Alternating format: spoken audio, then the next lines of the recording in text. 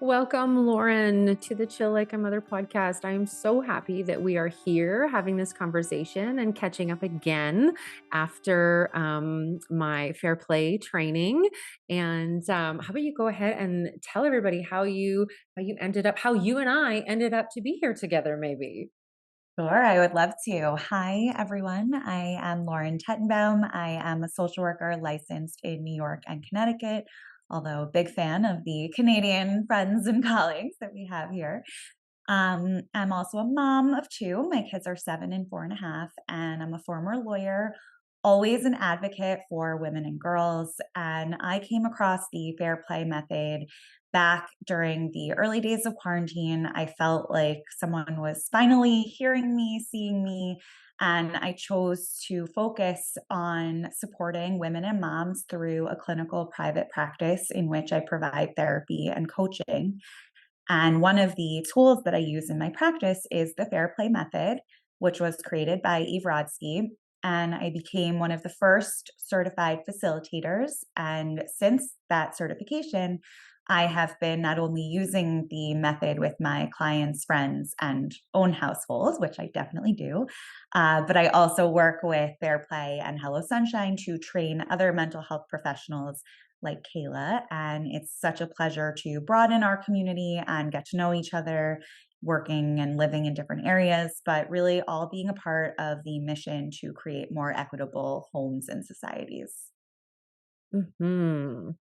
And on a real, practical level, how does this unfold when we think about gender stereotypes and just the so prevalent anxiousness that moms can feel? If somebody was to ask you today, what is three things that I can do in my self or in my relationship to support the modern life that we're all living? Great question. I would say it starts with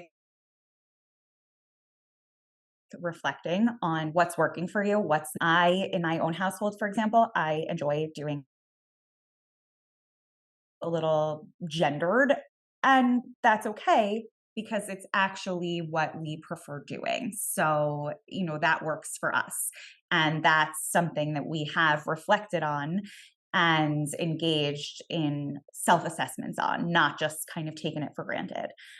So, number one, reflection. Number two, communication, which goes a long way, right?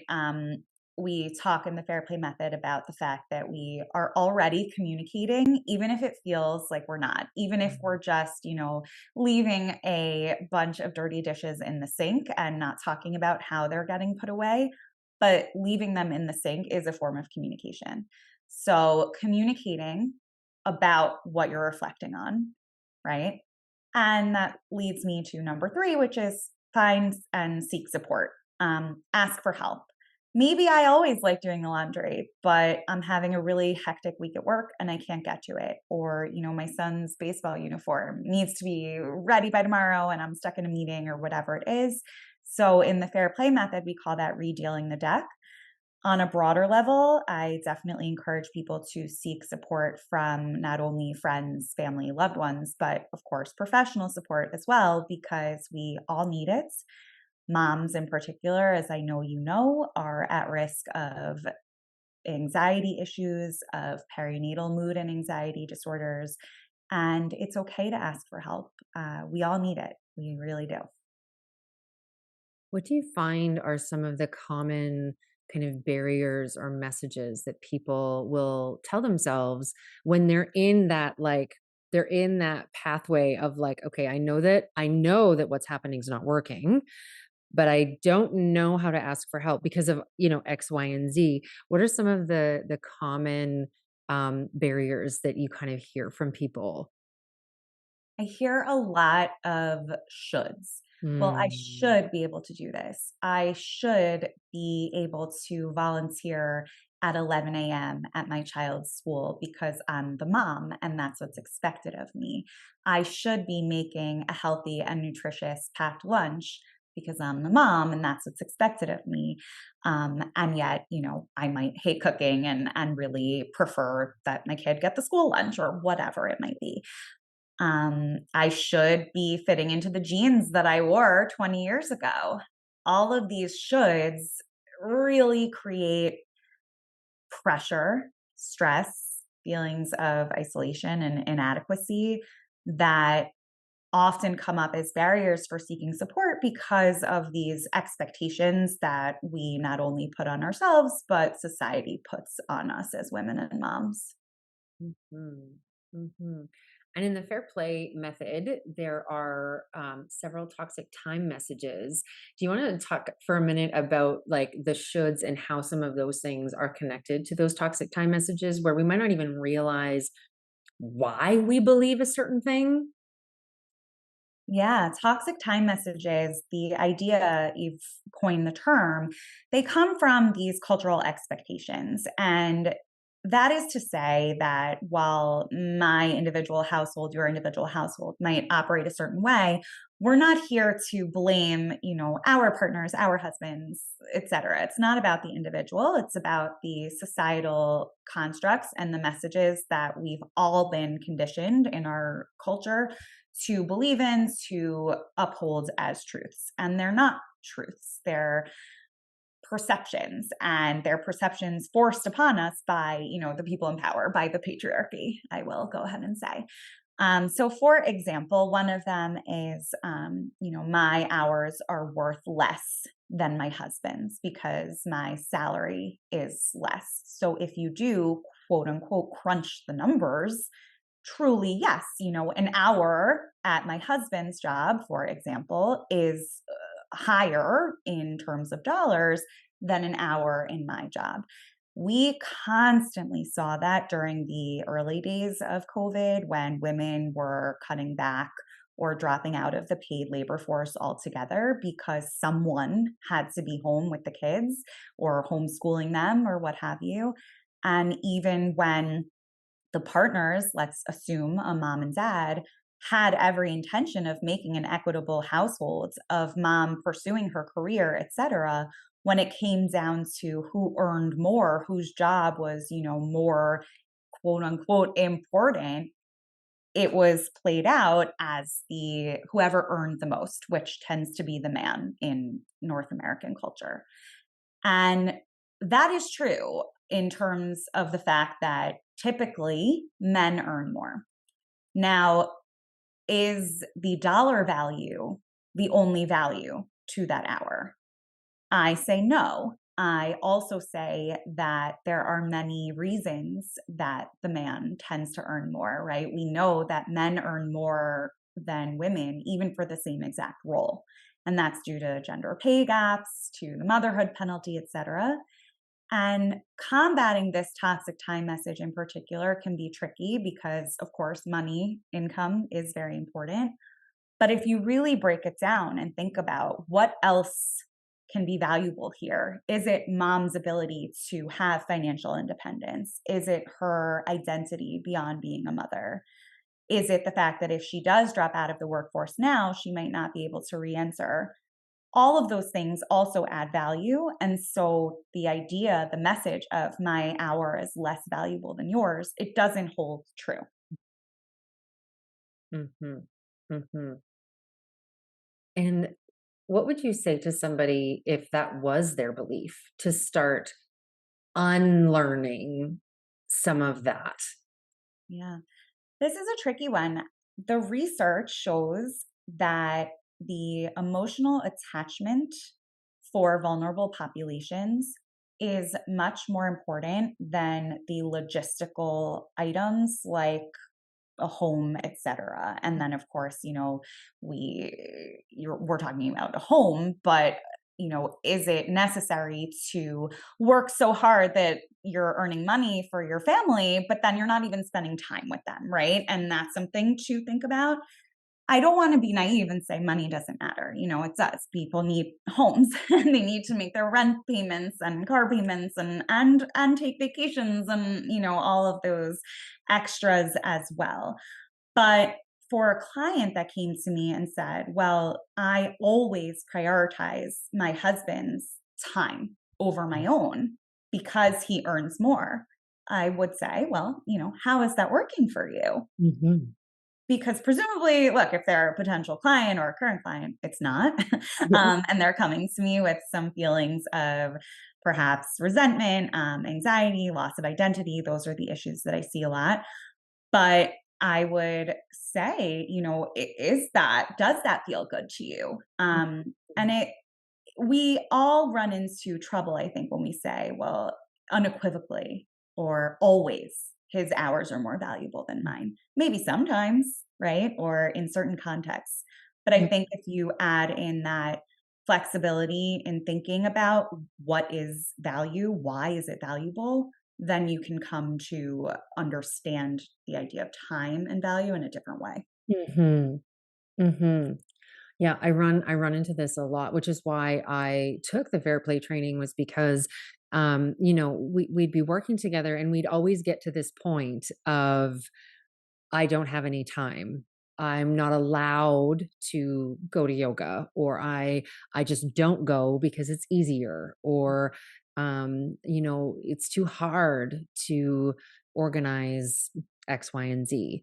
And when we get into, the real granular details about it, it's often that both partners are not valuing that time in some either often it's unconscious and unintentional even.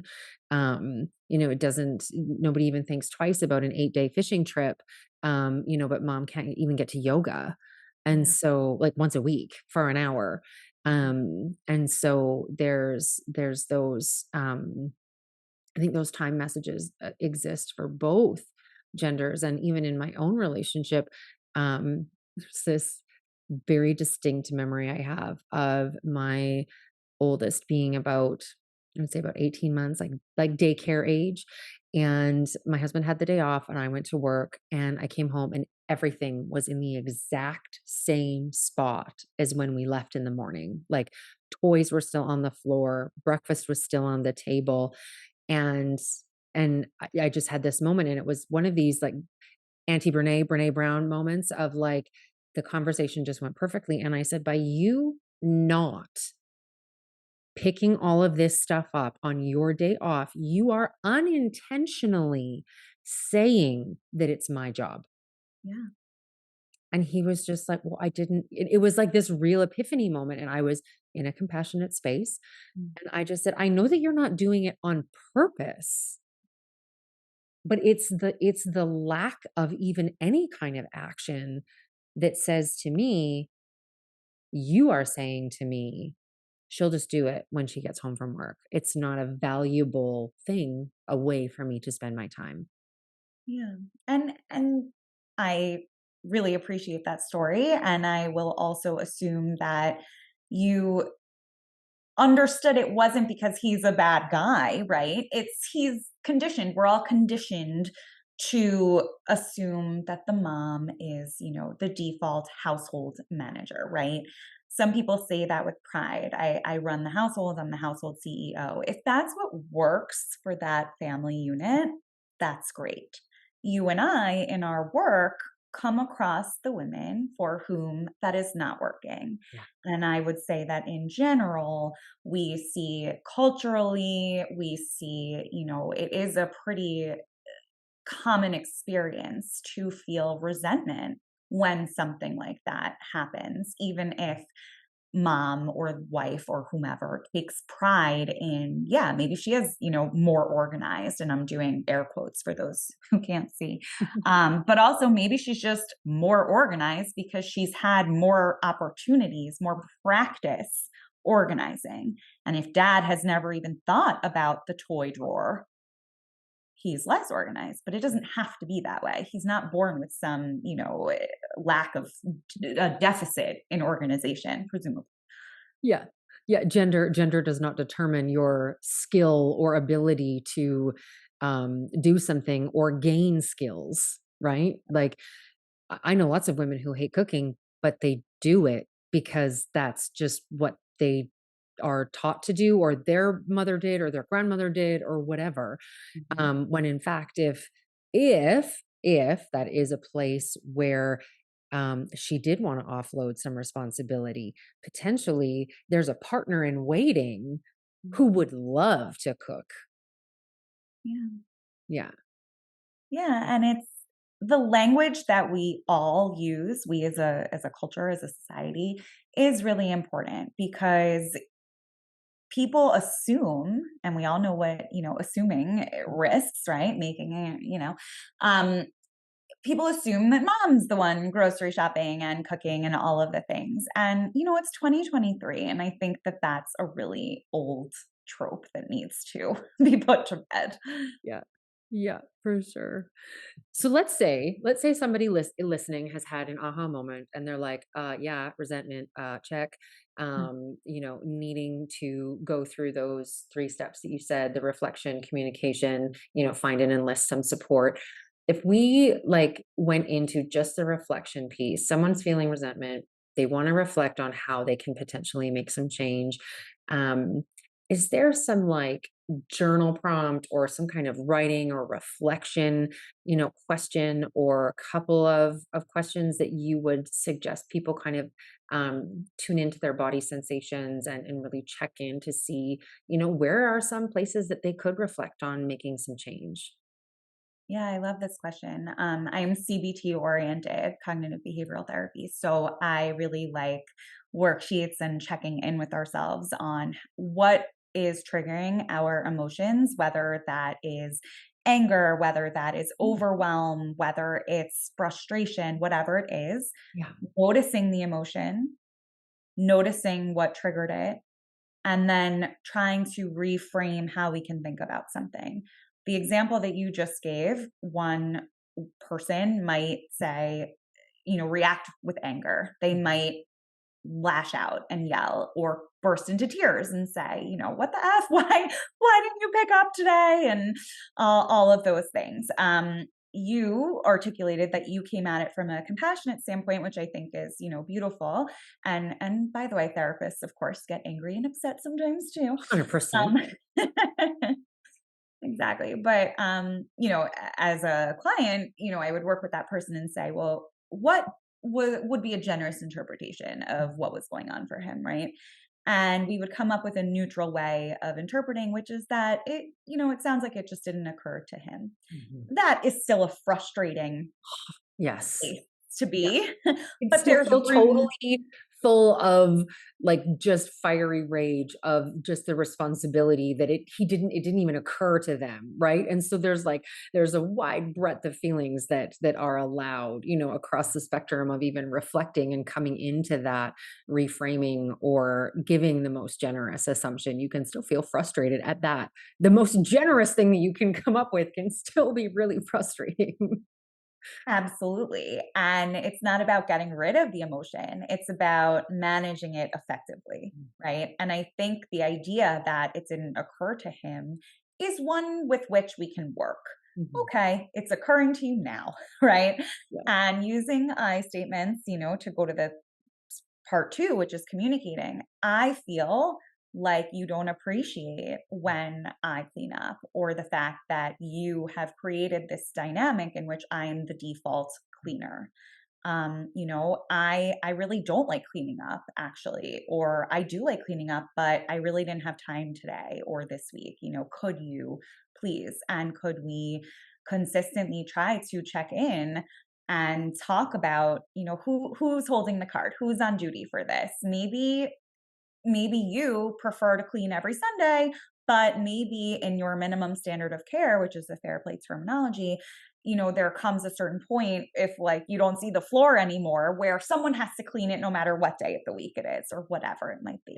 And then that's, that could be his job as the during the week cleaner upper, whatever it is. Everyone's task and way of executing can look different, and that's fine. But when you share a household with someone or caregiving responsibilities with someone, it's important to communicate about what is working and what it means to do the task to completion. Mhm. Mhm. Can we really quickly address a relationship that would not feel safe to bring up? this kind of conversation? So, one party has done the reflection. The next step would potentially be communication or creating that kind of change. In what way, what needs to be present in a relationship for even that communication to go to a place where it would be positive? Yeah. Well, I mean, there certainly has to be safety. And there has to be comfort in articulating your needs. Mm, I would say that if your partner is totally not receptive to hearing your needs, to hearing your preferences, to really hearing you, whether you're saying, I just can't clean up anymore, I need you to pitch in, or I'll do something else, whatever it is. If they're refusing to hear you, I think that that reflects a difference in values that needs to be addressed in a deeper way. mhm, Um, we are talking about years of social conditioning, so I would say if you try to bring it up and the initial conversation or conversations plural don't go smoothly, I don't think that that is necessarily alarming, but I would have my eyes and ears open to a willingness to not only make change, but just to hear you. mm, Because even if your partner is, really opposed to cleaning the room, which is ridiculous, but let's just say for yep, the sake of this argument, if you're sitting there and saying, this means a lot to me, please hear me and my feelings, and they won't, I think we have bigger issues. yeah, yeah, 100%. And I think um, inviting somebody into a conversation doesn't always mean that they're going to be willing to be part of the conversation. We talk about timing and appropriateness, like having a screaming match in front of the children about cleaning the room. It's communication, but everybody's heightened and it's probably not going to go as well as it would, if you invited, if there was as much intention brought into the invitation into that conversation. And for couples who, for me, what's worked for some of my clients is sometimes texting can be a bit easier than that face to face, especially if that person is a shift worker or they're gone for long stretches of time for work. And you really need them to do X, Y, and Z when they get home. Or simply, I had a client who told her partner, like, you need to come in the door happy. You are gone from this house for 12 to 18 hours a day, and you can no longer come into this house Mm, grumpy and angry. You need to do whatever you need to do to get into this house and be pleasant and mhm, happy to see everyone. And it wasn't that he wasn't happy to see everyone. He just needed the boundary to be set of like, it is no longer acceptable that you walk into the door and you're just grumpy as all shit. And we have to then deal with that after you've been gone all day for yeah, days and days and days on end. yeah, And so the, having, I talk to my clients a lot about having the audacity to mhm, communicate positively and in a way that serves you. Because for women, we have been told all kinds of things about being bitchy and demanding and all kinds of things when we're being straightforward and assertive. yep, And so, um, you, if you haven't granted yourself that permission, um, consider granting yourself that permission because it really does take a lot of digging down deep and aligning your household with your values, reflecting on what you want and need, and communicating together. And like Lauren said, if the communication is routinely, repetitively not going in a positive direction, then it's time to elicit some support, whether that's paid, informal, online learning, podcasts. Um, there's definitely in today's day and age just a wealth of resources along the spectrum of free to paid. Um, yeah. so, Lauren, thank you for being here. Any closing remarks that you'd like to share with us today? Thank you so much for having me. I will say that, we are talking about big issues, right? Cultural expectations. There might be even more nuanced cultural expectations. Perhaps you grew up in a religious household where, the woman was doing all of the cooking in the holidays or whatever it might be. And maybe that's also something that you don't want to change. But again, check in with yourself. Is it? Are you feeling resentful? Are you feeling exhausted? Um, Presumably, the partner that you chose for a reason because they are compassionate, because they are your teammate, your partner. And it goes a long way to think from, well, they want me to clean up because they're a jerk, to they just didn't think about it. Let's learn together, right? Let's approach this collaboratively. Let's take it one step at a time. We don't need to figure out cleaning up the playroom for the rest of our lives, but at least maybe for this week. Mhm. And let's continue to communicate with each other. And like you said, get help where we need it, and we all need it. You are not alone. If this sounds like a lot, Kayla and I are right here with you and happy to help. Mhm. Yeah. Thank you so much for being here today. Thank you.